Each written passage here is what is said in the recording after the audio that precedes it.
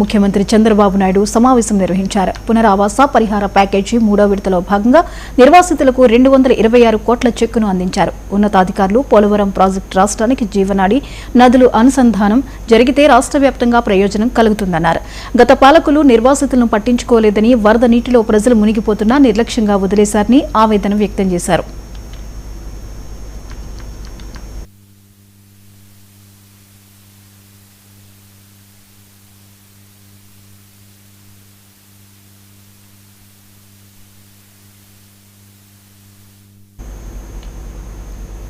కేంద్ర మంత్రి నితిన్ గడ్కరీని కలిశారు వైసీపీ ఎంపీలు. మాజీ మంత్రి రోజా నగరి నియోజకవర్గంలో కొండ చుట్టూ ఆలయం మీదుగా వెళ్లే జాతీయ రహదారి మళ్లించాలని విజ్ఞప్తి చేశారు. నేషనల్ హైవే వెళ్లడంతో 600 ఏళ్ల నాటి టెంపుల్ను తొలగించాల్సిన పరిస్థితి ఏర్పడిందని, ఆలయాన్ని కాపాడాలని విన్నవించారు. ప్రతి సంక్రాంతికి 21 దేవతామూర్తులను ఆలయానికి తీసుకొచ్చి వేడుకలు జరుగుతాయని చెప్పారు. గుడి పరిరక్షణకు రాష్ట్ర ప్రభుత్వం నుంచి నిధులు తీసుకుని భూసేకరణ చేస్తే జాతీయ రహదారి మార్గం మళ్లిస్తామని కేంద్ర మంత్రి చెప్పారు. అవసరమైతే న్యాయ పోరాటం చేస్తామన్నారు రోజా. సో అది కాపాడటం కోసం ఈరోజు గట్టిగా నగర నియోజకవర్గంలో ఎన్హెచ్ రోడ్డు కొండ చుట్టు మీద వెళ్లటం వల్ల 600 సంవత్సరాల చరిత్ర కలిగిన ఆ టెంపుల్ని రిమూవ్ చేసే పరిస్థితి వచ్చింది. సో దాని మీద పబ్లిక్ అంతా కూడా చాలా ఫీల్ అవుతున్నారు. ఇన్ని ఏళ్ల చరిత్ర ఉన్న దీన్ని కాపాడాలి అని చెప్పి ప్రతి ఒక్కరు కోరటం జరిగింది.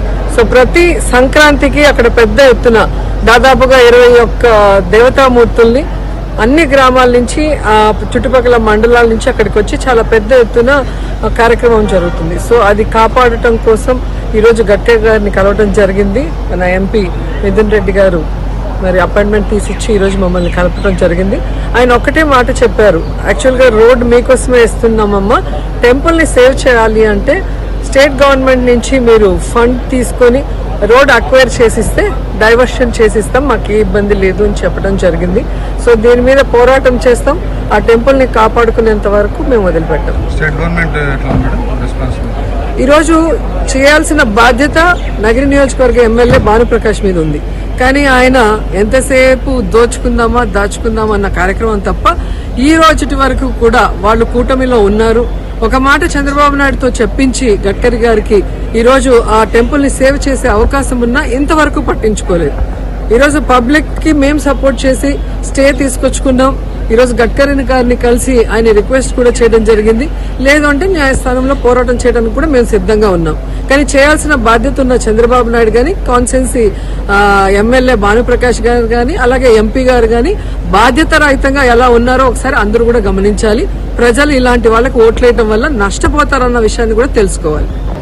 నగర నియోజకవర్గంలో ఎన్హెచ్ రోడ్డు కొండ చుట్టు మీద వెళ్లటం వల్ల 600 సంవత్సరాల చరిత్ర కలిగిన ఆ టెంపుల్ని రిమూవ్ చేసే పరిస్థితి వచ్చింది. సో దాని మీద పబ్లిక్ అంతా కూడా చాలా ఫీల్ అవుతున్నారు. ఇన్ని ఏళ్ల చరిత్ర ఉన్న దీన్ని కాపాడాలి అని చెప్పి ప్రతి ఒక్కరు కోరటం జరిగింది.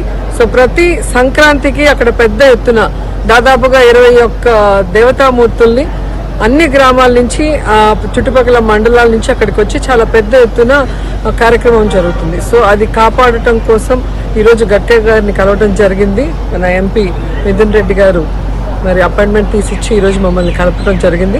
ఆయన ఒక్కటే మాట చెప్పారు, యాక్చువల్గా రోడ్ మీకోసమే ఇస్తున్నామమ్మా, టెంపుల్ని సేవ్ చేయాలి అంటే స్టేట్ గవర్నమెంట్ నుంచి మీరు ఫండ్ తీసుకొని రోడ్ అక్వైర్ చేసిస్తే డైవర్షన్ చేసిస్తాం, మాకు ఏ ఇబ్బంది లేదు అని చెప్పడం జరిగింది. సో దీని మీద పోరాటం చేస్తాం. ఆ టెంపుల్ని కాపాడుకునేంత వరకు మేము వదిలిపెట్టాం. ఈరోజు చేయాల్సి